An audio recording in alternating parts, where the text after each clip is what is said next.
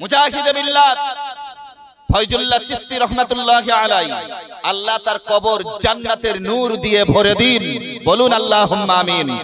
এই কবরস্থানে যত মানুষ রয়েছে আল্লাহ চিশতি সাহেব হুজুরের ওসিলায় সকলের কবর জান্নাতের নূর দিয়ে ভরে দিন, বলুন আল্লাহুম্মা আমিন।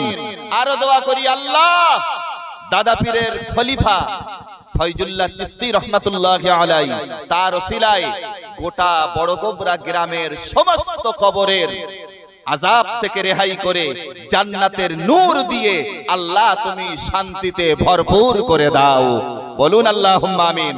জোরে বলুন আল্লাহুম্মা আমিন। আর একটা কথা বলি, বজলুর রহমান দরগাপুরি তিনি একটা সময় বসিরহাটের আল্লামায়ে বাংলা রুহুল আমিন রহমাতুল্লাহি আলাইহি এবং বজলুর রহমান সাহেব হুজুর দুইজনেই দাদা হুজুরের দরবারে হাজির। ভক্ত দাদা হুজুর অর্ডার করেছেন, বাবারা এই যে পুকুরে পানা আছে এই পানা তোলো তো, পানা তোলো। এখন সবাই পানা তোলার জন্য নেমেছেন, যতজনকে অর্ডার করেছিলেন দাদা হুজুর। এমত অবস্থায় পানা যখন তোলা হয়ে গেছে একে একে সবাই উঠে গেছেন। এক পর্যায়ে আল্লামায়ে বাংলা রুহুল আমিন রহমাতুল্লাহি আলাইহি উনি কিন্তু উঠলেন না।